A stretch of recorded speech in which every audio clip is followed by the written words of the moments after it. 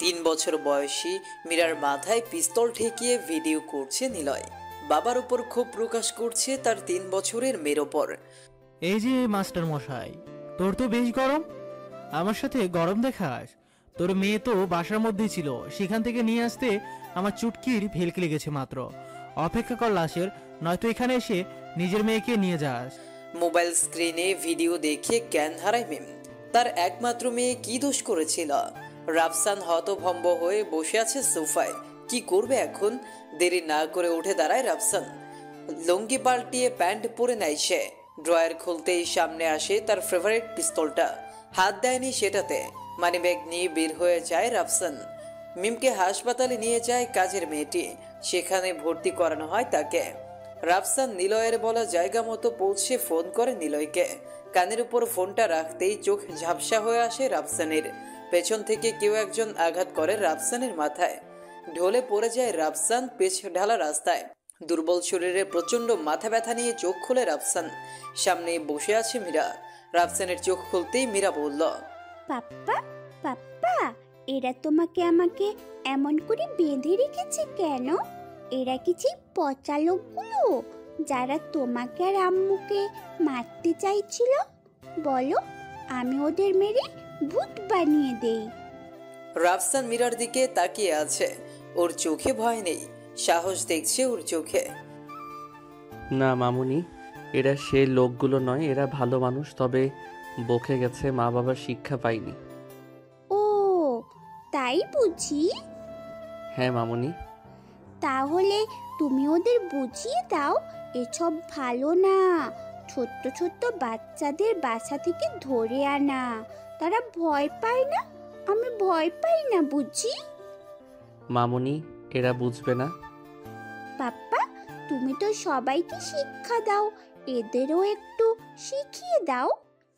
না মামুনি, এরা শিক্ষা পায়নি, আমার ছাত্র এরা। কথাটা শেষ না হতেই নিলয় এসে দাঁড়িয়েছে ওদের সামনে। কিরে মাস্টার, তোর অনেক চর্বি হয়েছে। আমি কি করি কিংবা না করি তাতে পুরো ক্যাম্পাসের কিছু যায় আসে না, আর তুই সামান্য সহকারী শিক্ষক হয়ে আমার সাথে লাগতে আসিস? বলেই হাতের রডটা দিয়ে রাফসানকে আঘাত করবে, তখনই মীরা বলে উঠল, ওই ছেড়া, আমি কিন্তু কিচ্ছু বলি না, শুধু পাপার ভয়ে, না হলে তোমাকে আমি গুলি করে মেরে ফেলতাম। রাফসান মীরার কথা শুনে কোনো মতে হাসি চেপে রেখেছে। নিলয় হাসানকে বলল, বাচ্চাটাকে তার মায়ের কাছে রেখে আয়, ওকে দিয়ে আর কাজ নেই আমার। বাচ্চা মানুষ কোমল হয়, এই মালটা ডেঞ্জারাস জিনিস, সাবধানে নিয়ে যাস। হাসান মীরাকে নিয়ে গোডাউন থেকে বের হতেই রাফসানের হাতের উপর রডের আঘাত করে নিলয়। গুঙিয়ে ওঠে রাফসান। তারপর পিঠে আঘাত, শেষে মুখ বরাবর আঘাত করে নিলয়। গালের সাথে ঠোঁট ফেটে গড় গড় করে রক্ত বের হতে থাকে রাফসানের দেহ থেকে। চোখ ঝাপসা হয়ে আসছে। চোখের সামনে নিলয়ের পায়ের নিচে চাপা পড়া সিগারেট নজরে আসছে। আস্তে আস্তে চোখ বুঝে যাচ্ছে ওর। কুয়াশার মতো পরিষ্কার হচ্ছে সকালে ঘটে যাওয়া ঘটনা। চোখ বুঝে যাচ্ছে রাফসানের। কলেজ ক্যাম্পাসে শেষে ছোট্ট পুকুর, কংক্রিটের তৈরি ঘাটের ওপর বসে আছে নিলয়। সবেমাত্র স্কুলের গণ্ডি পেরিয়ে আসা মেয়েগুলোকে কাছে টেনে নিয়ে আসে নিলয়। পাশে বসায় সে। হাত ধরে সিগারেটে টান দিতে বলছিল তারা। মেয়েটি কান্না করে দেয়। কান্না জড়িত কণ্ঠে সিগারেটে টান দিতেই খুক খুক করে কাশি দিয়ে ওঠে সে। এতে নিলয় আর তার সঙ্গীরা মজা নেয়। প্রথমে দেখেও না দেখার মতো করে চলে যায় রাফসান। কলেজের ক্লাস শুরু হবে। ছেলেগুলো অনার্সে পড়ছে, এবার হয়তো 4th সেমিস্টারে, তাই কিছু বলছে না রাফসান। রাফসান ইন্টারমিডিয়েটের ম্যানেজমেন্ট বিভাগে সহকারী শিক্ষক হিসেবে কাজ করছে। নিজেকে লুকিয়ে রাখার জন্য এটাই তার কাছে নিরাপদ আশ্রয় মনে হয়েছে।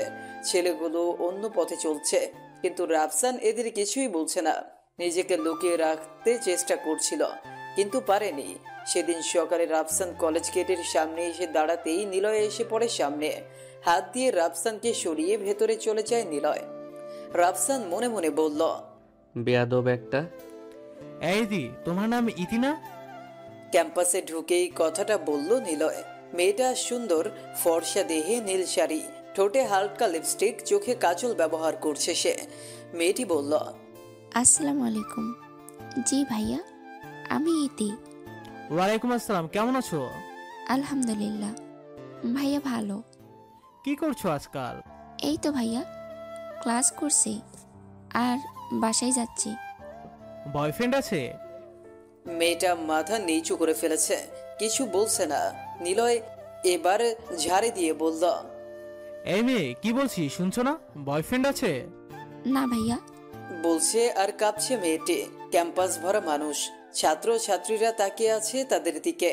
নিলয় ইতির কোমর ধরে কাছে টেনে নিয়ে যায়, ঠোঁটের সামনে নিচের মুখ নিয়ে বলে, এত মায়া জড়ানো ঠোঁটে তো আমার হক আদায় করা দরকার। তোমার বয়ফ্রেন্ড নেই তাহলে এ মধু নষ্ট হবে তো। হঠাৎ এক শব্দ হয়, পুরো ক্যাম্পাস নিস্তব্ধতায় ছেয়ে যায়। নিলয়ের গালে থাপ্পড় দেয় রাফসান। নিলয় ইতিকে ছেড়ে দিয়ে রাফসানের শার্টের কলার ধরে ঠেলে পেছনে নিচ্ছে। রাফসান নিলয়ের হাত ধরে বলল, দেখো নিলয়, তুমি যে কাজ করছো তা তোমার অন্যায়। এসব করতে পারো না তুমি। আমি কি তোর কাছ থেকে ন্যায় শিখবো? বলেই দুটো বিশ্রী ভাষায় গালিগালাজ করে রাফসানকে। রাফসানের সহ্য হয়নি, নিলয়ের হাত শার্টের কলার থেকে নামিয়ে ওর গাল আর কান বরাবর আঘাত করতেই মাটিতে লুটিয়ে পড়ে। পেট বরাবর পায়ের আঘাতে কুঁঙিয়ে ওঠে। তার সাথে থাকা তার বন্ধুরা রাফসানের সামনে আসার সাহস করেনি। নিলয়কে নিয়ে হাসপাতালে ভর্তি করায়। পুরো ক্যাম্পাস তখন নিস্তব্ধ ছিল। নিলয় নামের আতঙ্ক।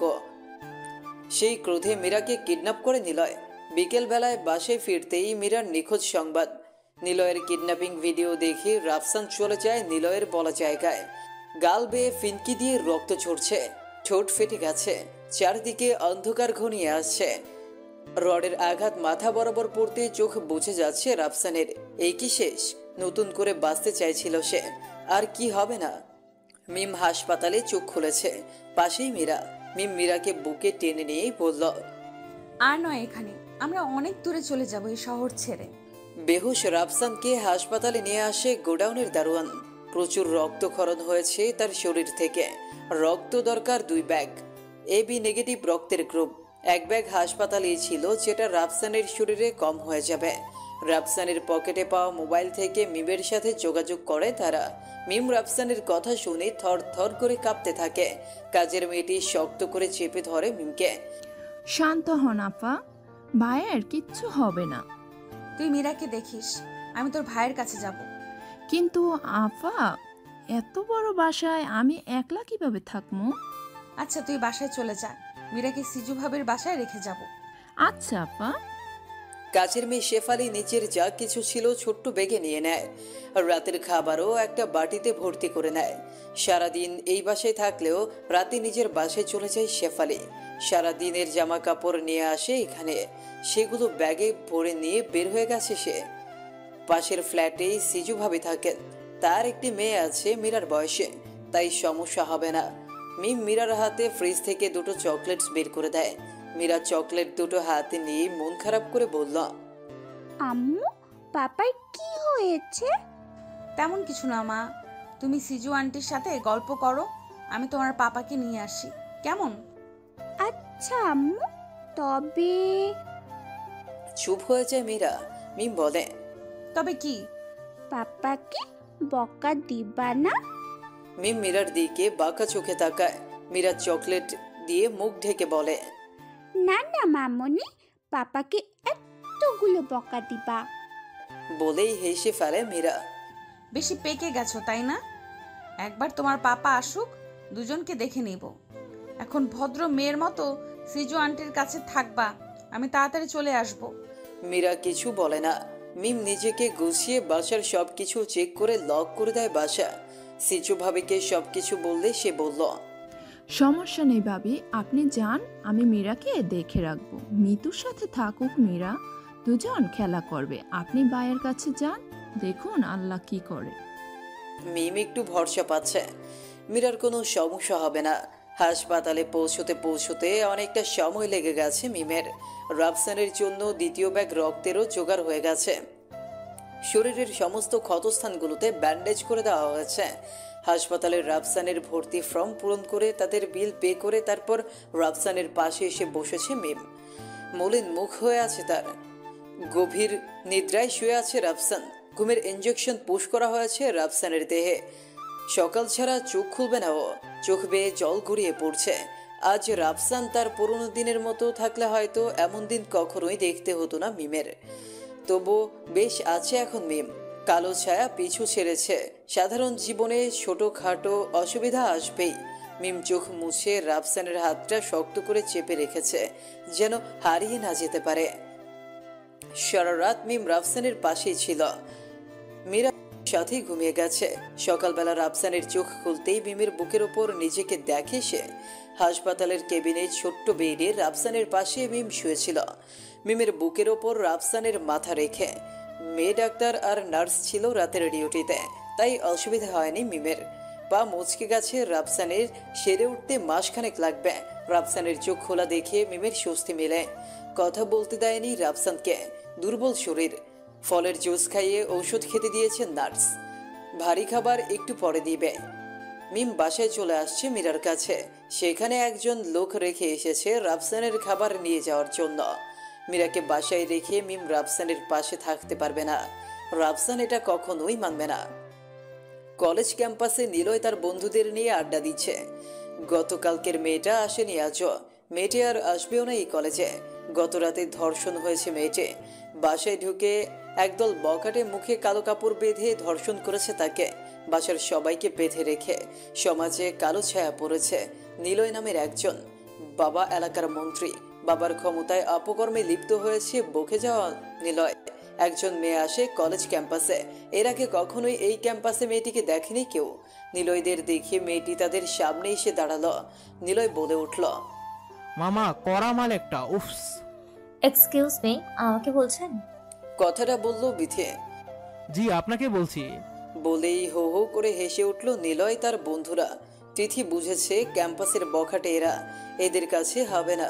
তাই ওখান থেকে সরে আসতেই নিলয় ডাক দিল, এই যে সুন্দরী, তোমার দেহ দুলিয়ে মনে রং লাগিয়ে গেল, এই রং মেটাবে কে? তিথি মুচকি হাসি হেসে বলল, ভাইয়া, মাসের শুরু কেবল শারীরিক সমস্যার কারণে আপনার মনের রং মেটাতে আমি পারবো না। বরং আপনি আপনার বোনের কাছে যান, সে মেটাবে। কথাটা শুনতেই চমকে ওঠে নিলয়। লাফিয়ে তিথির সামনে এসে দাঁড়ায়। রাগান্বিত চোখে বলে, কি বললি আবার বলতো? বলতে বলতে নিলয় তিথির ওড়না টেনে ধরে। দাঁতে দাঁত শক্ত করে চেপে তিথি নিজেকে সামলে নিয়ে বলল, আপনি আমার সাথে যেমন ব্যবহার করছেন আমিও তেমন ব্যবহার করছি আপনার সাথে। নিলয় কতক্ষণ তিথির দিকে তাকিয়ে থাকে। ক্যাম্পাসের সবাই দেখছে তাদের। তিথি মেয়েটাও সুবিধার নয়। নিলয় মেয়েটিকে ছেড়ে আবার বন্ধুদের কাছে এসে বসে। তিথিকে বলে, আজকে নতুন বলে কিছু বললাম না। তিথি মুচকি হেসে পেছন ফিরে চলে আসে। মনে মনে বলে, তোদের মতো পাতি বখাটেদের আমি মশার মতো পিষে মারি, আর তোরা কিনা বলিস কিছু বলবি আমায়? তিথি চলে যায় সেখান থেকে। ক্যাম্পাসের মাঝে কিছু মেয়ে বসে আছে। একজন গিটার বাজাচ্ছে, বাকি সবাই মনোযোগ দিয়ে শুনছে। তিথিও তাদের পাশে এসে দাঁড়ায়। মেয়েটার সুর তোলা তিথির হৃদয়ে গেঁথে যায়। এমন সুর মাঝে মাঝে রাফু তুলত।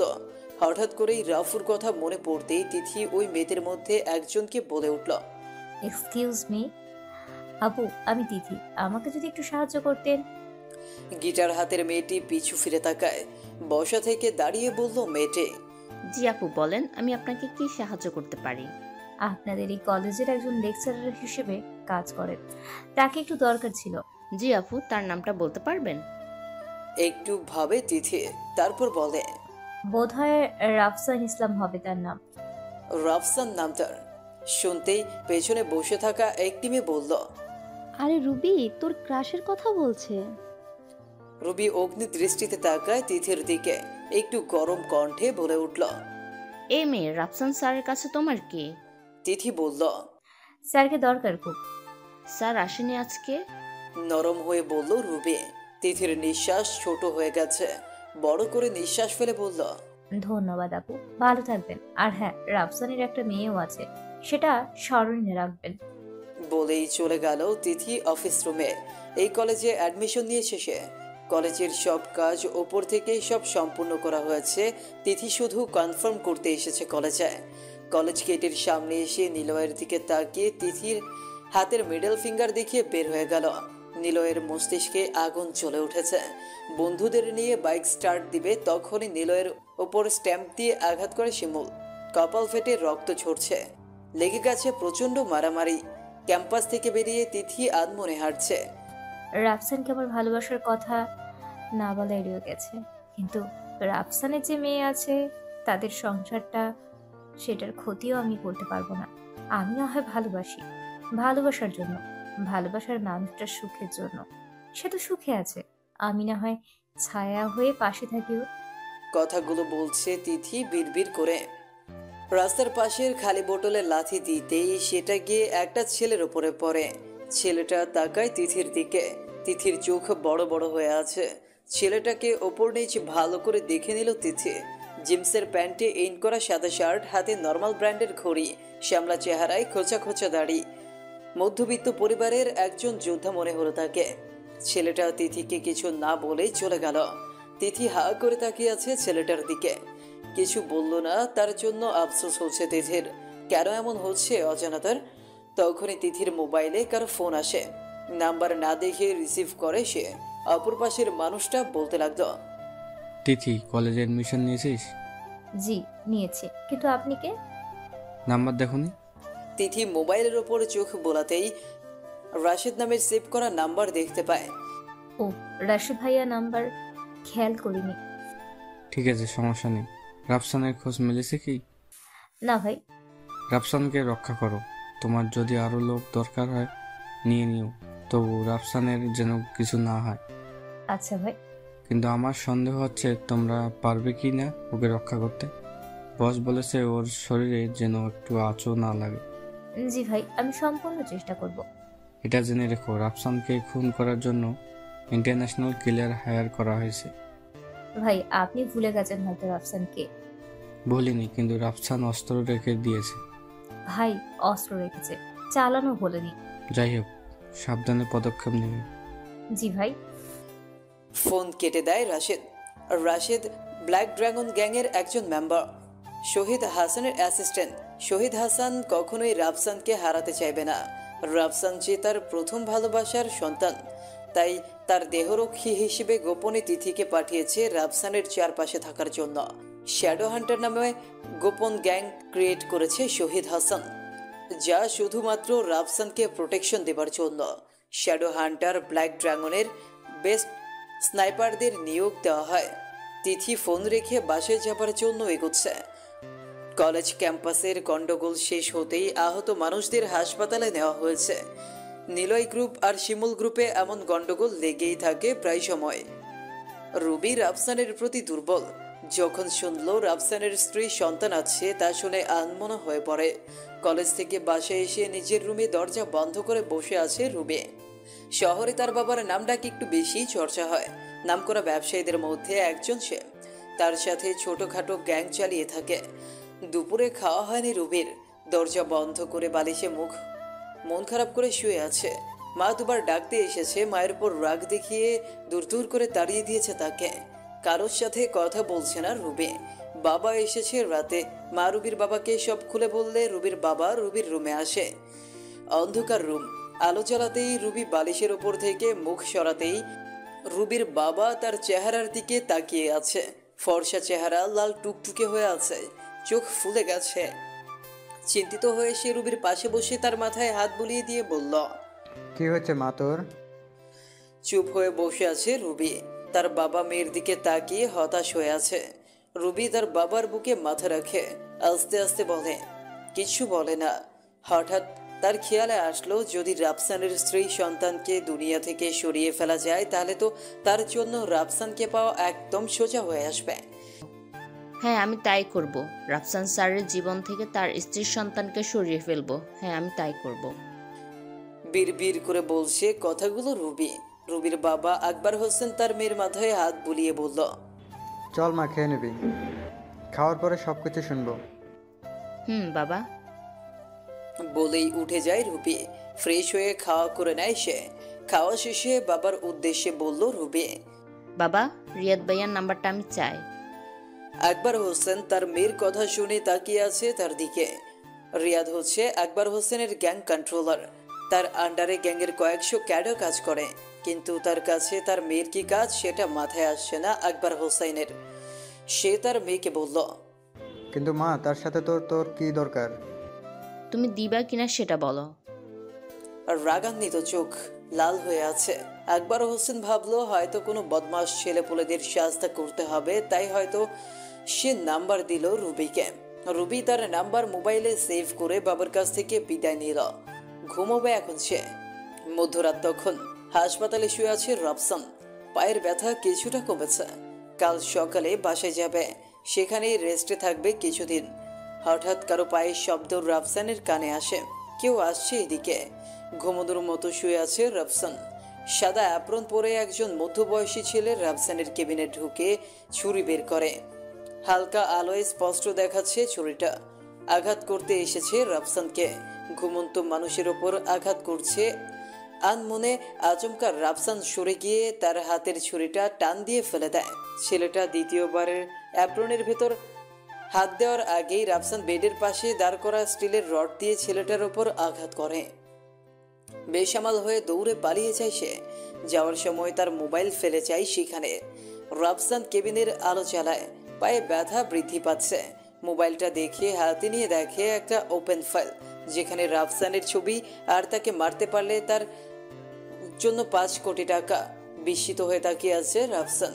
তার পরিচয় সম্পূর্ণ গোপন, তবুও তার শত্রুদের ভাড়াতে ক্যাডার তার কাছে পৌঁছে গেছে। কিন্তু কিভাবে? রাফসানকে তো কেউ চেনে না, তাহলে তার ছবি এদের কাছে কিভাবে? তাহলে কি কেউ নিচের লোক বিশ্বাসঘাতকতা করছে? রাফসানকে এক রহস্য ধাঁধায় ফেলে দিয়েছে এই মোবাইলটা। হঠাৎ ফোন আসে সে মোবাইলে। আকবর বস নামে সেভ করা। রাফসান ফোনটা রিসিভ করতেই অপর পাশের মানুষটা বলতে লাগলো, 8914, কাজটা কি সম্পূর্ণ হয়েছে? রাফুকে কি মারতে পেরেছিস? রাফসান স্তব্ধ, নরম কণ্ঠে বলল, একজন কি আর রাফুকে ছুঁতে পারে? আরে আমার তো কপাল খুলে গেল, রাফুর কণ্ঠ শুনেছি। আকবরের কথা শুনে রাফসান খটখট করে হেসে উঠল। বলল, দেখ, তুই কে সেটা জানি না, কিন্তু রাফু তার আগের ফর্মে যদি একবার আসে, তোর রাফুর কণ্ঠ শোনার কানটাই থাকবে না। চোখ দিয়ে তাকে দেখার আগেই চোখ দুটো উপরে উঠবে, গলা দিয়ে শব্দ বের হবে না, তার আগেই কণ্ঠনালী আলাদা হবে দেহ থেকে। বুঝতেই পারছিস তুই কতটা ভাগ্যবান যে রাফু তার ফুল ফর্মে নেই। ও মা, আমি ভয় পাইছি। আকবর ব্যঙ্গ করে কথা বলছে। সে ভাবছে মজা করছে রাফু। রাফু কিছু বলবে, তার মধ্যেই আকবর আবার বলল, তোর খেলা শেষ রাফু, অপেক্ষা কর। ফোনটা রেখে দেয় আকবর। রাফসান মোবাইলের দিকে তাকিয়ে আছে। আকবর নামটা প্রথম শুনছে সে। পুরনো কোনো শত্রুর নাম যে আকবর তা মনে করতে পারছে না রাফসান। চুপচাপ বেডে বসে আছে। পূর্ব আকাশ থেকে আজানের ধ্বনি আসছে। রাফসান উজু করে ফজরের নামাজ পড়ে নিজেকে গুছিয়ে নিতে শুরু করে। তার বাসায় যাওয়ার তারা খুব। সকাল 10টা তখন। মীরা দৌড়ে রাফসানের কেবিনে ঢুকছে। পাপার কোলে উঠে না কতদিন ঝাপটে ধরেছে রাফসানকে মীরা। রাফসানের মাথায় গালে ব্যান্ডেজ খোলা হয়নি এখনো। পায়ের ব্যান্ডেজ খুলেছে রাতেই। মিম হাসপাতালের সমস্ত বিল মিটিয়ে রাফসানকে নিয়ে বাসায় আসে। মীরা তো রাফসানের কাছ থেকে নড়ছেই না। মিম বাসার কাছে ব্যস্ত। নিচের মোবাইলটা চার্জে লাগিয়ে ওপেন করতেই সেই চিরপরিচিত নাম্বার থেকে ফোন আসলো। রাফসান ফোনটা রিসিভ করে কানে ধরতেই অপর পাশের মেয়েটি বলল, আসসালামু আলাইকুম বস, কেমন আছেন? ওয়ালাইকুম আসসালাম। তিথি? হ্যাঁ বস। আমার নাম্বার পেলে কোথায়? আপনাকে আমরা হারাতে দিচ্ছি কোথায়? আমি স্বইচ্ছায় চলে এসেছি, তবুও কেন পিছু ছাড়ছো না আমার? আপনার শত্রুরা কি পিছু ছাড়বে আপনার, তা মনে হয়? রাফসান নিশ্চুপ, কিছু বলছে না। গত রাতের অ্যাটাক তাকে তার শত্রুদের মনে করিয়ে দিচ্ছে বারবার। তিথি আবার বলে উঠল, রাফু ভাই। এবার বস বলেনি, ভাই বলেছে। নিজের মনের ফিলিংস লুকিয়ে রেখে স্বাভাবিকভাবে কথা বলার চেষ্টা করছে তিথি। রাফসান মুখ খুলল, বলল, তিথি আকবরকে? তিথি অবাক হয়। আকবরের কথা রাফু জানল কি করে? উৎকণ্ঠিত গলায় বলল, বস আপনি কি করে জানলেন আকবরের কথা? আমি জানতে চেয়েছি আকবরকে। অনেক কথা বস, কলেজে আসেন তারপর বলি। আজকে আসবেন কলেজে? না তিথি, আমি অসুস্থ। 15 দিনেও যাওয়া হবে না কলেজে। তিথির বুকটা ধুক করে ভারী হয়ে আসে, কণ্ঠটা মলিন হয়ে গেছে। সে বলল, কেন বস, কি হয়েছে আপনার? সাধারণ মানুষের উপর যেমন জুলুম হয় ঠিক তেমন হয়েছে। বুঝলাম না বস। বুঝবে না তুমি? বস বাসায় আসবো? না, আমি জানি তোমরা আমার বাসার ঠিকানা জানো, কিন্তু কি হয়েছে তা জানো না। তাই যেখানে আছো সেখানেই নজর রাখো। নীলয়ের খাম তামাম করে ফেলি বস। তিথির মনের কথা চেপে রাখতে পারল না। ভেবেছিল নিলয়ের ব্যাপার যে তিথি সবকিছু জেনেছে সেটা রাফসানকে বলবে না, গোপনে নিলয়কে গায়েব করে দিবে তিথি। কিন্তু সেই কথা গোপন রাখতেও পারল না তিথি। রাফসান বলল, তিথি, ছোটখাটো বিষয়ে ভায়োলেন্স হলে কি চলবে? মাছি মেরে হাত নোংরা কেন করবে? জি বস। আমি ফ্রি হলে দেখা করব, ততদিনের জন্য আল্লাহ হাফেজ। বলেই ফোন কেটে দেয় রাফসান।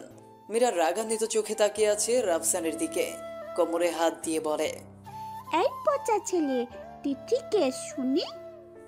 তিথি দূরবীন দিয়ে রাফসানকে দেখছে সামনের বিল্ডিং এর ছাদ থেকে। মুচকি মুচকি হাসছে মীরা তার বাবাকে আঙুল দিয়ে ইশারা করে বকা দেওয়ার ভঙ্গি দেখে। রাফসান মীরাকে ঘুষ দিচ্ছে, কপালে দুটো চুমু আর দুটো বড় চকলেট। মেয়ে সব কিছু ভুলে গেছে, তিথি নামের কিছুই শুনেনি মেয়েটা। একবার মায়ের কাছে নালিশ করলে রাফসানের কলেজা শুকিয়ে ফেলতো মিম। তা যাই হোক, অল্পতেই মীরাকে হাত করতে পেরে খুশি রাফসান। পরন্ত বিকেলে বারান্দার গ্রিল ধরে দাঁড়িয়ে আছে রাফসান, শাড়ি পরেছে মিম। রাফসানকে আনমনে বারান্দায় দাঁড়িয়ে থাকতে দেখে নিচে পেছন থেকে গিয়ে রাফসানের কোমর জড়িয়ে লেপটে গেছে তার সাথে। পিঠের ওপর নিজের মাথা দিয়ে পৃথিবীর শ্রেষ্ঠ সুখের সুখী হয়ে চোখ পুছে। রাফসান বাধা দেয় না মিমের এই সুখে। মীরা হুট করে তাদের পাশে এসে দাঁড়ায়, চুপচাপ তার হাতের একটা আঙ্গুল দিয়ে রাফসানের পায়ে ঠোকা দিচ্ছে। রাফসান নিচের দিকে তাকাতেই মীরা মুখ বাঁকা করে বলল, পাপ্পা তুমি? কথাটা শেষ না করতেই মীরার পেছনে কাচের মেয়েটি এসে দাঁড়ায়, হাতে ছুরি। থর থর করে কাঁপছে তার হাত। ধারালো ছুরি মীরার গলা বরাবর তাক করে ধরে সে। রাফসান নড়ছে না তার জায়গা থেকে। মিম চোখ বুঝে আছে, কিছু বুঝতে পারছে না তার বন্ধ চোখের আড়ালে কি হতে যাচ্ছে। মীরা কাজের মেয়েটির দিকে তাকিয়ে আছে, মীরা কিছু বুঝতে পারছে না তার সাথে কি হতে চলেছে। রাফসান নিজ জায়গা থেকে সরে দাঁড়ালে মেয়েটি আঘাত করবে মীরার দেহে, তাই চুপচাপ দাঁড়িয়ে আছে রাফসান। কাজের মেয়েটি ঘামছে, সমস্ত শরীরে থরথর করে কাঁপছে। রাফসান বুঝতে পারে কাজের মেয়েটির কেউ বিপদে আছে। পকেটে হাত দেয় রাফসান। ডায়াল কলের প্রথম নাম্বারটা তিথির। আলতো হাতের স্পর্শে কল চলে যায় তিথির কাছে। তিথি কল রিসিভ করে হ্যালো হ্যালো বলতে থাকে। রাফসানের কোনো উত্তর পায়নি। বারান্দায় চলে আসে তিথি। সম্পূর্ণ দেখতে পায় রাফসানের বারান্দায় কি হতে চলেছে। রুম থেকে M146 নিয়ে কাজের মেয়েটির দিকে তাক করে তিথি। বারান্দার গ্রিলের বাইরে হাত বের করে ইশারা দেয় তিথিকে, অজ্ঞান করার ইশারা। তিথি দেরি করে না, রুম থেকে ড্যামি বুলেট নিয়ে শুট করে কাজের মেয়েটির উপর। ঢলে পড়ে ঘুমের মধ্যে। রাফসান বলে উঠল, মীরা মামনি, দেখো তোমার শিউলি আফা অসুস্থ হয়ে পড়ছে। বলেই মিমকে ছাড়িয়ে নেয় নিচের দেহ থেকে। মিম গিয়ে শিউলিকে ধরে। ফ্লোরে পড়ে আছে শিউলি, হাত দিয়ে ইশারা করে তিথিকে। কাজ হয়ে গেছে। তিথি রুমে চলে যায়। রুমের ভেতরে গিয়ে তার গ্যাংয়ের দুজনকে অ্যাম্বুলেন্স নিয়ে রাফসানের বাসার নিচে পাঠিয়ে দেয়। মিম শিউলির হাত ওর কাঁধে তুলে নেয়, সাথে রাফসানও সাহায্য করে নিচে নামাতে। মিম, তুমি মীরাকে নিয়ে সিজু ভাবির বাসায় থাকো, আমি আসছি। কিন্তু রাফসান, তুমি অসুস্থ, পায়ে ব্যথা এখনো আছে। মিম, সমস্যা হবে না আমার, তুমি মীরার কাছে যাও। না, তুমি রুমে যাও রাফসান, মীরাকে দেখাশোনা করো, আমি শিউলিকে ডাক্তারের কাছে নিয়ে যাচ্ছি। হঠাৎ খেপে যায় রাফসান। মিমকে ঝাড়ি দিয়ে গাড়িতে উঠে গেল রাফসান। মিম বুঝতে পারেনি রাফসান এমন অদ্ভুত রিয়েক্ট কেন করলো। মিম কিছুটা আন্দাজ করে কিছু একটা ঝামেলা আছে এর মধ্যে, তাই কথাটা বলে রুমে চলে আসে মিম। মীরাকে নিয়ে ছাদে ওঠে।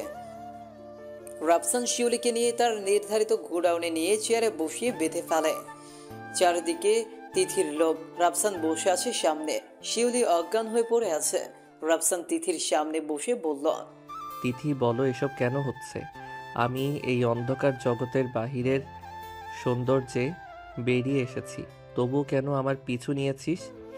আরে আকবরটা কে? কেনই বা আমাকে মারতে চাই? তিথি চুপ হয়ে বসেছে রাফসানের পাশে। আলতো করে ওর হাতটা ধরে বলতে লাগলো, বস, সে 3 বছর আগের কথা, যখন আপনি গ্যাং ছেড়ে গোপনে এখানে চলে আসেন। তার কয়েক মাস পরের ঘটনা। আপনার বাবা শাহিদ হাসান বিডির সমস্ত মাফিয়াদের নিয়ে একটা মিটিং করে। মাফিয়া বললে ভুল হবে, তাদের দেশের কালোবাজারের কোল্টিলারদের নিয়ে বোর্ড মিটিং করা হয়। আর ব্ল্যাক ড্রাগনের নাম শুনলেই সব ছোট শেয়ালগুলো পিছে লেগে যায়। সে বোর্ড মিটিংয়ে উপস্থিত ছিলেন আকবর হোসেন, দিলদারজি কবির, শুভাশিস, আরও কিছু গোল্ড এবং ডায়মন্ড স্মাগলাররা। মিটিংয়ের এবছরের সবচেয়ে বড় ডিল হতে যাচ্ছিল মিস্টার ওয়াহিদের সাথে, ওয়ার্ল্ডের নাম্বার 1 মার্সিনারি পোর্টার। আপনার দোস্ত জায়েদ মাসুদের বাবা মিস্টার ওয়াহিদের সামনে আকবর হোসেন ড্রাগ স্মাগলিং করার প্রস্তাব দেন। শাহিদ হাসান তো পুরো গরম হয়ে উঠেছে, টেবিলের উপর থাপ্পড় দিয়েই দাঁড়িয়ে যায় সে। আমার দেশে ড্রাগস স্মাগলিং হবে না স্যার। সময় বদলেছে, এখন টিকে থাকতে হলে ড্রাগসের আমদানি করতে হবে। কথাটা বলল আকবর হোসেন। তার সাথে গলা মেলালো তেলগ্রাজে। শহীদ হাসান শক্ত গলায় বলল, আমার শহরে ড্রাগস সাপ্লাই হবে না। যারা ড্রাগস সাপ্লাই আনতে চাইছেন এদেশে, তাদের সাথে ব্ল্যাক ড্রাগনের কোনো সম্পর্ক থাকবে না। আর সন্ত্রাসী চাঁদাবাজদের প্রোটেকশন ব্ল্যাক ড্রাগন দেবে না। আর যতদিন রাফু বেঁচে আছে ততদিন রাফু ড্রাগস সাপ্লাই এদেশে হতে দেবে না। স্যার, রাফু জীবিত আছে নাকি মরে গেছে কেউ জানে না। জীবিত থাকলেও কোথায় আছে সেটাও কারো নজরে নেই। আর আপনি রাফুর ইশারায় চলছেন। এভাবে অন্ধকার জগতে কয়দিন টিকে থাকতে পারবেন? যতদিন আমার আতঙ্ক আছে ততদিন। আপনার আতঙ্ক তো রাফু। সে একাই যথেষ্ট। দেখা যাবে রাফু কতদিন টিকে থাকে। বলেই উঠে যায় আকবর আর তিলকরাজি।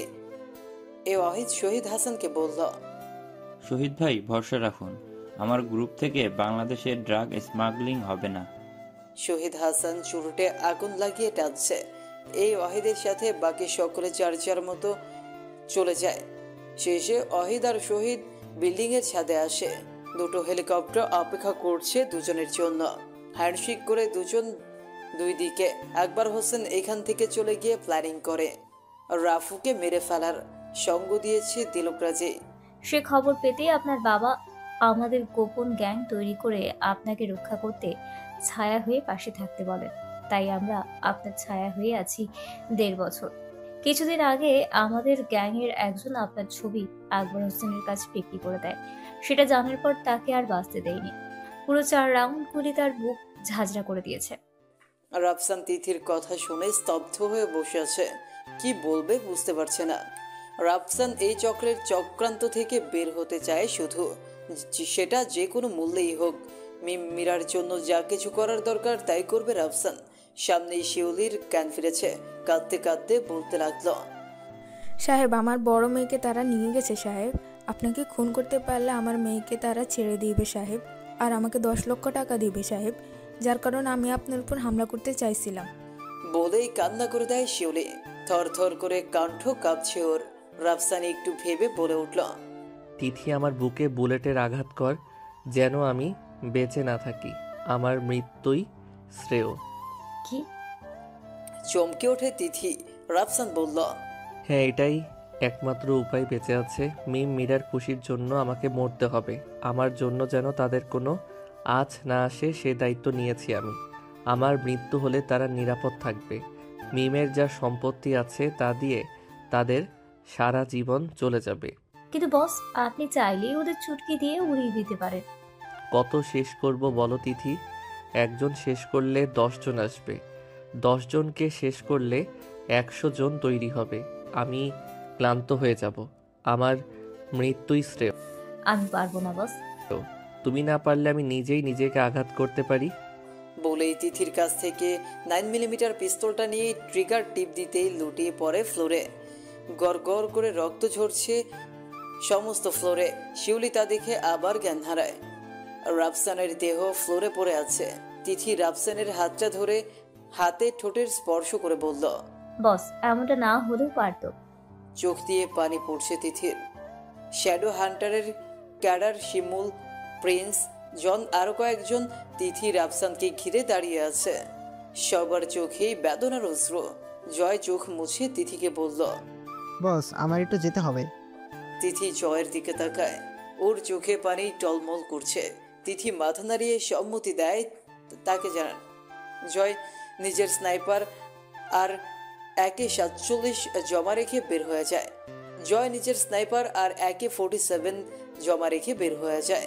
তিথি আনমনে তাকিয়ে থাকে রাফসানের নিস্তব্ধ দেহের দিকে। গোডাউন থেকে বের হয়ে জয় গোডাউনের পেছনে চলে আসে। পকেট থেকে মোবাইল বের করে বুক পকেটে লাগানো কলমের সাথে যুক্ত ক্যামেরা থেকে মেমোরি বের করে ফোনে কানেক্ট করে। রাফসানের মরে যাওয়ার দৃশ্য স্পষ্ট। ভিডিও ক্লিপটা চেক করে আকবর হোসেনের ইমেইলে ভিডিওটা সেন্ড করে জয়। ভিডিওটা পৌঁছবার 2 মিনিট বাদেই আকবর হোসেন জয়ের ফোনে ফোন করে। রিসিভ করে জয়। আসসালামু আলাইকুম বস। ওয়ালাইকুম সালাম। বস রাফুর কেস ক্লোজ। আমি জানতাম তুই পারবি জয়। এখন বল তুই কি চাস? জারিল হয়েছিল বস, তাই দিলেই হবে। 25 কোটি টাকা। ওকে, তোর ব্যাংক অ্যাকাউন্ট টাকা জমা হয়ে গেছে, চেক করে নিস। ধন্যবাদ বস। শোন জয়, আজ থেকে তোর আমার সম্পর্ক এখানে শেষ। তুই আমাকে চিনিস না আর আমি তোকে চিনি না। আর কখনো আমার সামনেও আসবি না। দরকার হলে আমি তোকে সাড়া দেব। ভালো থাকুন। ব্ল্যাক ড্রাগনের হাত থেকে বেঁচে থাকলে দেখা হবে আবার। বলেই ফোন রাখে জয়। আকবর হোসেন রাফুর মৃত্যুর ভিডিও আন্ডারওয়ার্ল্ডে ভাইরাল করেছে। সাথে সাথেই ধসে পড়ে ব্ল্যাক ড্রাগনের বিজনেস ওয়ার্ল্ড। কমতে থাকে ব্ল্যাক ড্রাগনের কাস্টমার। গোল্ডের মার্কেট এক ধাক্কায় পাহাড় ছুঁয়েছে। ড্রাগ মাফিয়ারা একে একে বের হতে শুরু করে। জয় গোডাউনের পেছনে দাঁড়িয়েছিল তখন। 25 কোটি টাকা জয়ের জন্য আসমান সমান বড় হওয়ার জন্য যথেষ্ট। খুশিতে আত্মহারা হয়ে আছে। পাশেই ঝোপঝাড়। পেট হালকা করতে দাঁড়িয়ে গেছে ঝোপের পাশে। জিপার খুলতেই রাফসান এসে দাঁড়ায় জয়ের পাশে। পেছন থেকে ঘেরাও করে রাখে জয়কে।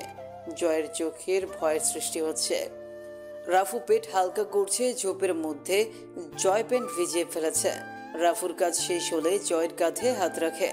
রাফু বলে, 25 কোটি টাকা একটু বেশি, তাই না তিথি? তিথির মুখটা হাস্যোজ্জ্বল হয়ে ওঠে। বলে সে, কি যে বলেন বস, আমি তো 5 কোটি টাকা পেলেই আপনাকে মেয়েদের প্ল্যানিং করতাম। কিন্তু কিন্তু কি তিথি? যদি কখনো স্বপ্নও ভুলে যাই আপনি কে, তাহলে তো আপনাকে মারার প্ল্যান করতে আমার হাঁটু কাঁপে। জয় হয়তো ভুলে গেছে রাফু অস্ত্র রেখেছে, কিন্তু চালানো ভোলেনি। জয় শুনছে তিথির কথা। মৃত্যুর ভয় ক্রমশই বাড়ছে তার। কিন্তু তার কৌতূহলী মন বারবার জানতে ইচ্ছে করছে রাফসান কিভাবে বাঁচল। সে তো নিজেই তার বুকে গুলি চালিয়েছে।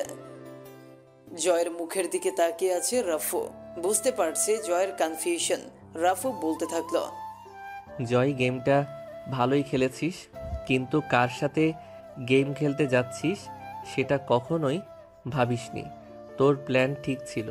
হাসপাতালের কম্পাউন্ডার রমেশের হাতে আমাকে মারতে চাইছিলি সেদিন রাতে, কিন্তু ব্যর্থ। আকবর হোসেনের নাম্বারের পাশে তোর নাম্বারটাও ছিল। তখনই আমি তোর সাথেই গেম খেলি। কম্পাউন্ডার রমেশ আমাকে মারতে এসেছিল, কিন্তু আমি তাকে ধরে ফেলি। সে পালাতে না পেরে তোর সত্যি আমার কাছে বলে দেয়। আমিও তোকে কিছু না বলে এখনও কেন বাঁচিয়ে রেখেছি কেন জানিস?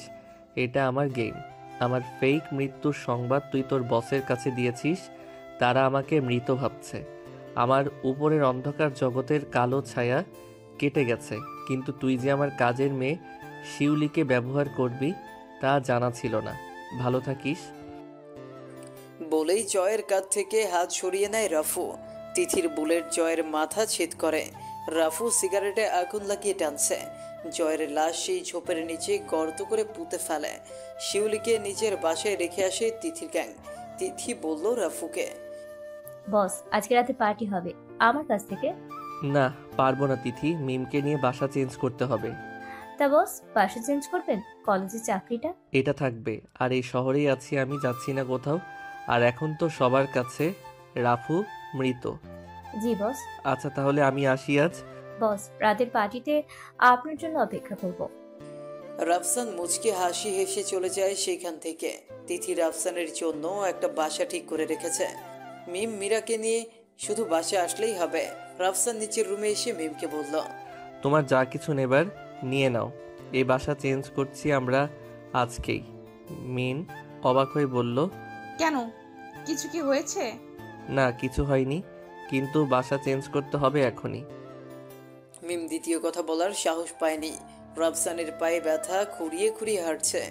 মীরার কাছে এসে বসে রাফসান। মীরা ঘুমোচ্ছে, তার মাথায় হাত বুলিয়ে দিয়ে বলল, মামুনি, তোমাদের ছায়া হয়ে থাকবো সারা জীবন। আলতো করে ওর কপালে চুমু দেয় রাফসান। মিমের সামান্য কিছু জামা কাপড় নিয়ে নিয়েছে। মীরা রাফুরও কিছু কিছু নিয়েছে।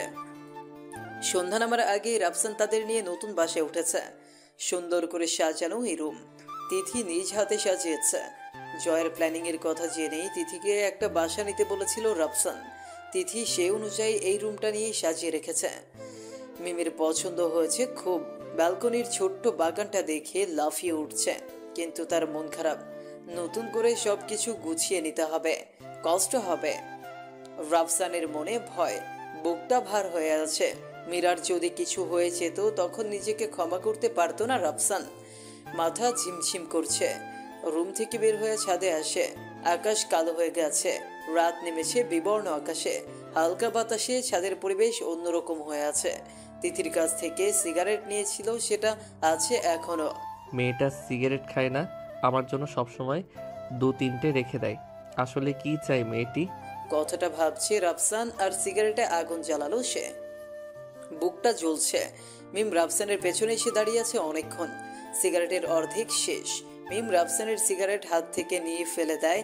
রাফসানের মস্তিষ্ক গরম হয়ে উঠেছে। কি করলে এটা? সিগারেট ফেলে দিয়েছি। তুমি বলেছিলে না সিগারেট খাবে না? তো আমি সিগারেট খাচ্ছি, তাতে কি হয়েছে? অনেক কিছু হয়েছে। বলছি তুমি খেতে পারবে না তো পারবে না।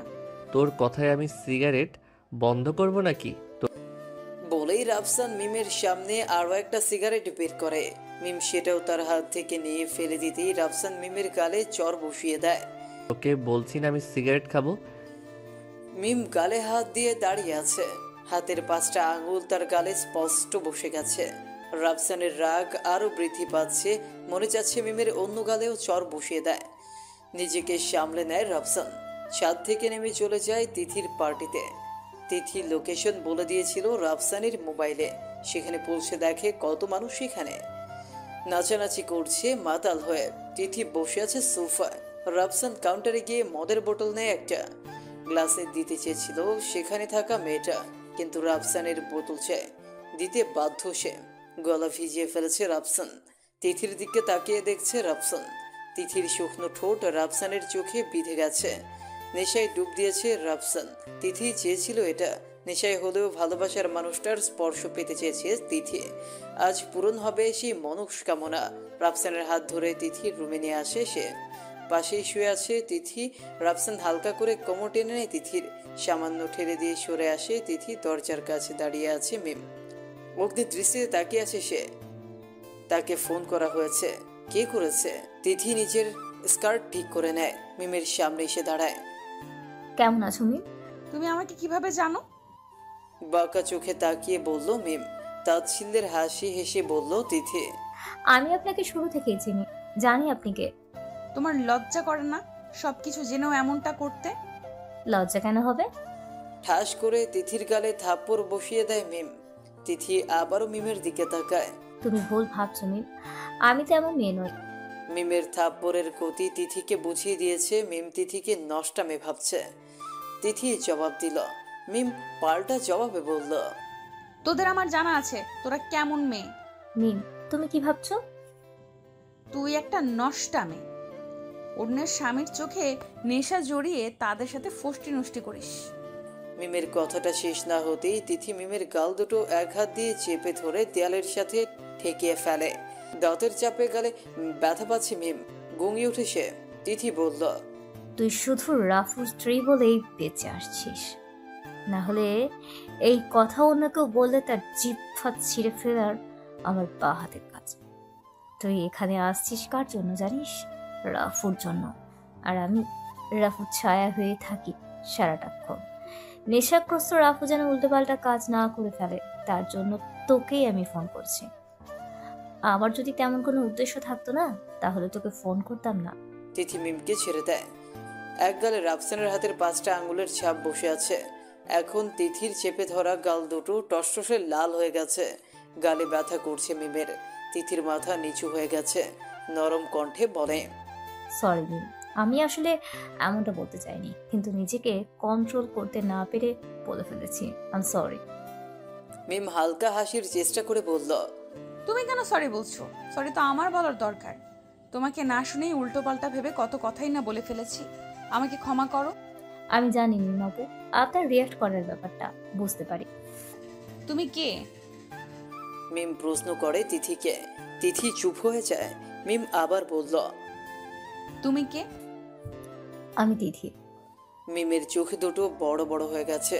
তিথি নামটা আগেও শুনেছে রাফসানের মুখে, আজ দেখাতেই ফুল বুঝাবুঝি। কথা বাড়ায়নি মিম। তিথির সাহায্য নিয়ে রাফসানকে গাড়ি পর্যন্ত নিয়ে আসে তারা। গাড়িতে শুয়ে নিয়ে আসে মিম তার নতুন বাসায়। ভোরের আলো জানলা বেয়ে রুমে প্রবেশ করেছে। রুমে বসে আছে জানলা বরাবর, মোবাইলে রাফসানের ছবি। চোখ ভিজিয়ে দেখছে তাকে। বাবা আকবর হোসেন হঠাৎ আনন্দিত কেন, সে এত খুশি তার কারণ জানতে পারেনি রুবি। শাহানার ফোন আসে রুবির ফোনে। শাহানা রুবির বান্ধবী। ভার্সিটি যাওয়ার জন্যই ফোন করে সে। রুবিও তৈরি হয়ে নেয় দ্রুত। তার মনের আকাঙ্ক্ষা দু চোখ ভরে রাফসানকে দেখা। রাফসান কলেজের সহকারী শিক্ষক আর রুবি অনার্সের স্টুডেন্ট। চাইলেই সবকিছু হয়ে যেতে পারে তাদের মধ্যে। মাঝে শুধু রাফসানের স্ত্রী মেয়ে বাধা হয়ে দাঁড়িয়ে আছে। রুবি সে বিষয়ে ভাবছে, কিন্তু তার আগে ওই তিথি মেয়েটাকে দেখতে হবে। নতুন এসেছে ভার্সিটিতে, তবুও তার সাহস দেখে অবাক হয়ে আছে রুবি। ভার্সিটির গেটে দাঁড়িয়ে আছে জায়েদ মাসুদ, হাতে জ্বলন্ত সিগারেট। ধোয়ার গন্ধে ঝাঁঝালো সিগারেটের সাদা খোলসে গাঁজা ভরে টানছে মাসুদ। ভার্সিটির নতুন অ্যাডমিশন নিয়েছে সে, পার্সোনাল মিশনে সে। কিন্তু ভাবার বিষয় হলো, ইন্টারন্যাশনাল বিজনেসম্যান মাসুদ এইখানে কেন? একজন সফল বিজনেসম্যান হলেও সে একজন শার্প শুটার। দুনিয়ার সকল অস্ত্র চালানোতে পণ্ডিত সে। একসময় রাফুর সাথে ট্রেনিং নিয়েছিল সে। ভার্সিটির গেট থেকে আস্তে আস্তে স্টুডেন্ট আসছে। মাসুদ সিগারেটের ধোঁয়া গেটের ভেতরে আসা সুন্দরী মেয়েদের মুখে ছাড়ছে। বেপরোয়া সে। সেই মুহূর্তে গেটের ভেতরে প্রবেশ করে রুবি। সিগারেটের ধোঁয়া রুবির মুখে ছাড়তেই রুবি ঘুরিয়ে মাসুদের দিকে থাপ্পড় দেয়। মাসুদ রুবির হাতটা ধরে ফেলে। স্কার্টের হালকা ওপরে মাসুদ তার হাত দিয়ে নিচের দিকে টেনে নেয় রুবিকে। রুবি স্তব্ধ হয়ে গেছে। চোখ দুটো বড় বড় করে তাকিয়ে আছে মাসুদের দিকে। আলতো করে রুবির ঠোঁটে তার ঠোঁট মিশিয়ে নেয়। পেছনের সব কিছু নিস্তব্ধতায় ছেয়ে গেছে তাদের। মামনি, এই মামনি, আমরা কোথায়? এটা কোথায়? ঘুম থেকে উঠেই মীরার চিৎকার শুনে মিম রান্নাঘর থেকে রান্না রেখে চলে যায় মিম মীরার কাছে। মিমকে দেখে মীরা বলল, মামনি, এটা তো আমার বাসা না। কোথায় আমরা? মিম মীরার মাথায় হাত বুলিয়ে বলল, সোনামণি, এখন থেকে এটাই আমাদের বাসা। মীরার মুখটা ছোট হয়ে আছে। ওর পছন্দ হয়নি বাসা, তবুও কিছু বলেনি। পাশ ফিরে রাফসানকে না দেখে মীরা বলল, আম্মু, আম্মু, পাপা কোথায়? মিম কিছু বলে না। মীরার কাছ থেকে উঠে রান্নাঘরে চলে যায় মিম। মীরা বিছানা থেকে নেমে সম্পূর্ণ বাসা হেঁটে দেখছে। পাশের রুমটা দরজা আটকানো। মীরা বলল, মামনি, এই মামনি, এই দরজা খুলছো না কেন? মিম রান্নাঘর থেকে বেরিয়ে আসছে। মীরার সামনে বসে মিম বলল, এখানে জলহস্তি আছে মাম্মা। টলহস্তি কি মামনি? মীরার মুখে জলহস্তিকে টলহস্তি শুনে মিম হাসি চেপে রাখে। তারপর বলে, মাম্মা, এটার ভেতরে বানর আছে। বানর, হুতুম পেঁচা, কুমির আছে, গন্ডার আছে। বলেই মুখ বাঁকা করে নেয় মিম। মীরা অল্প বয়সে বুড়ি হয়েছে। এর আগেও মিম যখন রাগ করতো তখন রাফসানকে এইসব বলতে শুনেছে, তাইও বলল, মামনি, পাপ্পাকে এসব বলবা না। পাপ্পা হলো একটা চিড়িয়াখানা। মিমের ফ্লোরে গড়াগড়ি দিয়ে হাসি দিতে মন চাইছে, পারছে না মীরার সামনে। মিম মীরাকে কোলে তুলে নেয়। রান্নাঘরে নাস্তা বানাচ্ছে মিম।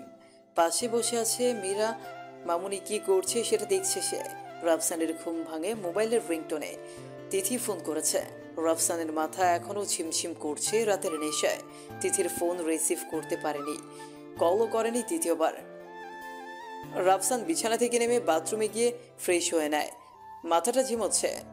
টেবিলে নাস্তা তৈরি করে রাখছে মিম, রুটি আর মাংস ভুনা। আগে খেয়ে নিয়েছে মিম, মীরা খেয়ে নিজের রুমে গাল ফুলিয়ে বসে আছে মামে। রাফসান খাচ্ছে আর ভাবছে গতকালের কথা। মিমের গালে থাপ্পড় দেওয়া ঠিক হয়নি। তারপর রাতে তো পার্টিতে গিয়েছিলাম, বাসায় আসলাম কিভাবে? উল্টো পাল্টা কিছু করিনি তো আবার? দেখতে হবে। নাস্তা সেরে ল্যাপটপ নিয়ে বসেছে রাফসান। রুমের সিক্রেট ক্যামেরার ফুটেজ দেখছে সে। না, মিমের সাথে রাতে তেমন কিছুই তো হয়নি। ল্যাপটপ বিছানায় রেখে মামে যে রুমে বসে আছে সেই রুমে যায় রাফসান। মিম তো কথা বলবে না তা ভালো করেই জানে রাফসান। মীরাকে কোলে নিতে হাত বাড়ায় রাফসান। মীরা তার হাত ধাক্কা দিয়ে সরিয়ে দেয়। ঠোঁট উল্টো করে রেখেছে মীরা। মামে দুজনেই ফুলে ফেপে রয়েছে। এদের রাগ ভাঙাতে রাফসানের উঠে পড়ে লাগতে হবে। কলেজ ক্যাম্পাসে স্টুডেন্ট আসছে।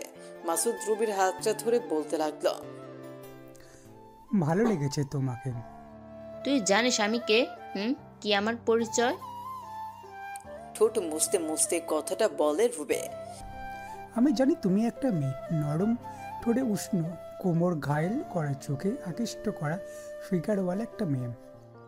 এই যে তোর সাহসের সীমা অতিক্রম করে ফেলছিস তুই। কিন্তু হ্যাঁ করেছি, নতুন প্রেমে পড়লে একটু সাহস দেখাতে হয়। তুই জানিস এগুলো যদি আমার বাবা জানতে পারে তোর কি অবস্থা হবে? আমি ভয় পাই না, তোমার মিষ্টি ঠোঁটে যে আমার মুখ মিষ্টি মিষ্টি হয়ে গেছে সেই সাথে ভয়ও কেটে গেছে। বলতে বলতে মাসুদ রুবির কোমর জড়িয়ে ধরে। ধস্তাধস্তি করে রুবি কোনো রকম তার হাত থেকে নিজের কোমর মুক্ত করে বলল, দেখ বেশি খারাপ হয়ে যাবে, তোকে আমি কি করি দেখিস। রাগান্বিত হয়ে সেখান থেকে চলে আসে রুবি। মাসুদ পেছন থেকে চিৎকার করে বলে, রাখলে তোমাকে হ্যাপি লাগে জান। রুবির চেহারা লাল টুকটুকে হয়ে গেছে। রাগে সমস্ত শরীরে আগুন ধরে গেছে। কলেজ ক্যাম্পাসে এই প্রথম কেউ তার সাথে এমন ব্যবহার করছে। ঘটনার সবকিছুই শিমুল দেখছে দূর থেকে। কাছে আসে মাসুদের। শিমুল হাত বাড়ায় মাসুদের দিকে, বলে, হাই, আমি শিমুল, এ ক্যাম্পাসে পুরনো প্লেয়ার। মাসুদ শিমুলের হাতে হাত ধরে বলে, আমি জাহেদ মাসুদ, ক্যাম্পাসে নতুন কিন্তু ট্রেনিং প্রাপ্ত মাল। ভাল লাগছে তোর অ্যাটিটিউড। সেম ইয়ার। ঘাড়তেরা মাসুদ বুঝতে পারছে শিমুল। কাঁধে হাত দেয় মাসুদের। শিমুল বলে, আমি জানি না তুই সিনিয়র নাকি জুনিয়র, তবে তোকে ভাল লাগছে ফ্রেন্ড। শিমুলের কথাটা বলে মাসুদ শিমুলের কাঁধে হাত রাখে। ডান পাশে শিমুলের বন্ধুগুলো খেপে যায়। মাসুদের সামনে এসে বলে, তুই শিমুল ভাইয়ের কাঁধে হাত দিস কোন সাহসে? মাসুদের ডিরেক্ট জবাব, তোমাদের শিমুল ভাই কি বললো শোনোনি? ফ্রেন্ড বলেছে, আর ফ্রেন্ড মানে কি তা তোমাদের বোঝাতে হবে না। শিমুলের বন্ধুগুলো চুপ হয়ে গেছে। মাসুদের দিকে তাকিয়ে শিমুল বলল, তুই একটা জিনিস। মাসুদ কিছু বলল না। শিমুলদের সাথে ক্যাম্পাসে এসে আটে জড়িয়ে গেছে। সবার সাথে পরিচিত হচ্ছে। বাসায় ভালো লাগছিল না, তাই কলেজে চলে আসে রাফসান। মাসুদের চোখ রাফসানের দিকে পড়তেই চমকে ওঠে। মাসুদ সে ভিডিও দেখেছে যে ভিডিওতে রাফুর মৃত্যু হয়েছে। শিমুলদের আড্ডা থেকে উঠে সোজা রাফসানের সামনে এসে দাঁড়ায় মাসুদ। রাফসান মাসুদকে দেখেও না দেখার মতো করে সাইড থেকে চলে যায়। অবাক হয়ে যায় মাসুদ। পেছন থেকে রাফসানের কলার ধরে নিচের দিকে করে মাসুদ রাফসানকে। রাফসান এক হাত দিয়ে তার শার্টের কলার ছাড়িয়ে নেয় মাসুদের হাত থেকে আর বলে, কে ভাই তুমি? তোমাকে তো এর আগে কখনো এই কলেজ ক্যাম্পাসে দেখিনি। ধপ করে এক আওয়াজ হয়। মাসুদ রাফসানের নাক আর মুখের মাঝ বরাবর মুষ্টিবদ্ধ হাতে আঘাত করে। নাক ফেটে গড় করে রক্ত ছুটছে, ঠোঁট ফুলে গেছে। শিমুল পেছন থেকে এসে মাসুদকে আঁকড়ে ধরে, আরে মাসুদ কি করছিস? উনি আমাদের কলেজের সহকারী শিক্ষক বলে মাসুদকে ছেড়ে দেয় শিমুল। মাসুদ রাফসানের দিকে তাকিয়ে আছে। নাম কি? পেছন থেকে শিমুল বলে ওঠে, রাফসান, রাফসান ইসলাম। আমি তোর কাছ থেকে শুনতে চাইনি শিমুল, আপনি বলেন নাম কি আপনার? রাফসান তাকিয়ে আছে মাসুদের দিকে। ছেলেটা বিয়াদবি করছে, কি করা যায় সেটা ভাবছে সে। কানে কথা যায় না। মাসুদের রাগ উঠছে। মাসুদ রাফসানকে ভালো করেই চেনে। সে এমন বলদমার্কা চেহারা ভঙ্গিতে থাকবে না, এটাই মাসুদের রাগ হওয়ার কারণ। রাফসানের মুখ থেকে হালকা করে শব্দ বের হয়। সে বলে, দেখো আমি একজন শিক্ষক, ভদ্রতা বজায় রেখে কথা বলো। রাফসানের কথা শুনে স্তব্ধা খেয়ে দাঁড়িয়ে আছে মাসুদ। রাফসান শিমুলের দিকে তাকিয়ে বলে, শিমুল তোমার বন্ধুকে সাবধান করে দিবে, আজ প্রথম, তাই প্রিন্সিপালের রুমে নিয়ে যাইনি। বলেই অফিস রুমের দিকে চলা শুরু করে রাফসান। মাসুদ নিজেকে শিমুলের হাত থেকে ছাড়িয়ে নেয়। বড় বড় চোখ করে তাকিয়ে থাকে রাফসানের চলে যাওয়ার দিকে। নিজের শার্টের কলার ঠিক করে নেয় মাসুদ। বিড়বিড় করে বলে, দেখি কতদিন এভাবে লুকিয়ে থাকি। অন্ধকার জগৎ তোকে ছাড়েনি রাফু, তুই এখনো সেই জগতের একটি অংশ। স্যার একটু শুনুন। জি বলো রুবি, কি বলবে? স্যার আপনার নাক থেকে রক্ত ঝরছে, চলুন ফার্স্ট এড লাগিয়ে দিই। ধন্যবাদ, কষ্ট করতে হবে না তোমার। স্যার জি বলো। আজকে লাঞ্চ টাইমে আমি আপনার সাথে বসতে পারি একটু? কেন? না তেমন কিছু না, আমি বাসা থেকে একটু বিরিয়ানি নিয়ে এসেছিলাম। তোমার বন্ধুদের সাথে শেয়ার করো। আমি আপনার জন্য নিয়ে এসেছি। আমি দুপুরের জন্য খাবার নিয়ে এসেছি। কেন, বইয়ের হাতে কি জাদু আছে যা আমার রান্নায় নেই? বিষয়টা সেটা নয় রুবি। তাহলে কি বলুন? কিছু বলার নেই আমার। তাহলে আমি আপনার জন্য অপেক্ষা করব। না, তুমি খেয়ে নিও, আমি বাসায় চলে যাব। কেন স্যার, বউ কি বেশি আদর করে? এটা বলেই তাচ্ছিল্যের হাসি হেসে ওঠে রুবি। রাফসান মস্করা ভেবে চুপ হয়ে বলল, আমি সামান্য অসুস্থ, বাসায় ভালো লাগছিল না, তাই কলেজে আসা। তাহলে বউয়ের কাছে যেতে এত তাড়া কেন? তুমি বুঝবে না, ছোট মানুষ তুমি, যখন তোমার কেউ হবে তখন তুমিও বুঝবে। আমার তো আপনার সাথে বসতে ভালোই লাগে। রুবি আমি আসি। স্যার। হ্যাঁ? আপনাকে যা বলেছিলাম তা নিয়ে ভেবেছেন কখনো? তুমি এটা বুঝতেছো না কেন? আমার স্ত্রী সন্তান আছে, আমি তাদের নিয়ে সুখে আছি। তুমি যেটা বলছো সেটা অন্যায়। আমার স্ত্রী আমার উপর বিশ্বাস রাখে, আমি সে বিশ্বাসের অমর্যাদা করতে চাই না। স্যার আপনার অবগতির জন্য জানিয়ে দিই, পৃথিবীর সকল নারী তার স্বামীর উপর সম্পূর্ণ বিশ্বাস করতে পারে না। রাফসান কিছু বলল না। রুবির কথা এড়িয়ে গেল সে। প্রিন্সিপাল স্যারের রুমে দাঁড়িয়ে আছে রাফসান, সামনে ওয়ার্নিং লেটার। রাফসানের সাথে কেন এমন হয় বারবার? এত ঝামেলা কেন ওর সাথে হয়? কলেজের রেপুটেশন নষ্ট হচ্ছে শিক্ষক ছাত্রদের মধ্যে বিবাদে। দ্বিতীয়বার যেন এমন কিছু না হয়, তার জন্যই ওয়ার্নিং করা হয়েছে রাফসানকে। বাসায় বসে চিন্তিত মিম। অসুস্থ শরীর নিয়ে কলেজে আসা নিয়ে সন্দেহের জাল বুনছে তার। রাফসানের স্বভাবের পরিবর্তন, তার সাথে খারাপ আচরণ করা মিমকে ভাবিয়ে তুলেছে। কিছুই ভালো লাগছে না তার, কিছু সিদ্ধান্ত স্থির হয়নি। ব্যাগ থেকে লাল রঙের শাড়ি বের করে কালো ব্লাউজ, শাড়ির সাথে ম্যাচিং করে চুড়ি, হালকা করে ঠোঁটটা চ্যাপস্টিক দিয়ে ভিজিয়ে নিয়েছে মিম। মীরা তাকিয়ে আছে মায়ের দিকে। মিমকে এত সুন্দর করে কখনোই শাস্তি দেখেনি মীরা। মিম আয়নার সামনে দাঁড়ায়, কোমরের দিক থেকে কাপড় ঠিক করে নেয়। মীরাকে বলে, মামুনি চলো, বাবার কলেজে যাব আজকে। মীরা খুশিতে আত্মহারা, তাকে জামা পরিয়ে দেয় মিম। মায়ের মতো সুন্দর মীরা, সাজাতে হয় না তাকে, ন্যাচারাল বিউটি সে। ছোট্ট করে নিজের গাড়ি করে আসছে কলেজ ক্যাম্পাসের গেটের ভেতরে। মীরা পেছনের সিটে বসে আছে, মিম ড্রাইভ করছে। গাড়ি থেকে মিম নেমে আসে। মীরা বসে আছে গাড়িতে। কয়েকটি ভবন আছে এই ক্যাম্পাসে, সবগুলোই প্রায় একরকম। মিম রাফসানকে ফোন করে না। তিথি মিমকে দেখা মাত্রই রাফসানকে জানিয়ে দেয় মিম ক্যাম্পাসে এসেছে। রাফসান আসছিল তার কাছে। এর মধ্যে মিম রাফসানের কথা জিজ্ঞেস করে এক ছেলের কাছে। ছেলেটা নিলয়, তাকিয়ে আছে মিমের দেহের দিকে। নেশাগ্রস্ত চোখে মিমকে দেখেই যাচ্ছে। রাফসানের কথা শুনতেই ওর মস্তিষ্কে আগুন জ্বলে ওঠে। খপ করে মিমের হাত ধরে ফেলে। তোরা এই মাস্টারের কাছে কি পাইছিস বলতো? তোদের সেক্সি ফিগার কি ওই মাস্টার একাই ভোগ করবো নাকি? আমাদেরও তো অধিকার আছে। শক্ত করে চেপে ধরেছে মিমকে। মিম নিজেকে ছাড়িয়ে নিতে চাইছে, নিলয়ের শক্তির সাথে পেরে উঠছে না। ধস্তাধস্তিতে মিমের বুকের কাপড় সরে যায়। নিলয় তাকাতে পারে না। নিলয়ের বুকের ওপর প্রবল স্রোতের গতিতে আঘাত করে রাফসানের পা। ছিটকে গিয়ে কিছুটা দূরে গিয়ে পড়ে নিলয়। মুখ ভরে রক্তবমি করে ফেলে সেখানেই। গাড়ি থেকে নেমে আসে মীরা। রাফসান মিমের শাড়ির আঁচল তুলে দেয় বুকে। কুচি নষ্ট হয়ে গেছে, ঠিক করে দিচ্ছে। মাসুদ ঘটনা দেখেই চলে আসে রাফসানকে কাভার দিতে। নিলয়ের দুই বন্ধু পেছন থেকে রাফসানকে আঘাত করলে তাদের সামনে এসে দাঁড়ায় মাসুদ আর তিথি। বুকে মুখে আঘাত করতেই তারাও পিছু হটে। মুখে রক্ত নিয়ে বসে আছে নিলয়, সাথে তার বন্ধুরা। একজন মোবাইল বের করে নিলয়ের বন্ধুদের ফোন দেয়। রফিক, কোথায় আছিস? নীলয়কে ক্যাম্পাসে মারছে কেউ। ফোন কেটে দেয় নিলয়ের বন্ধু।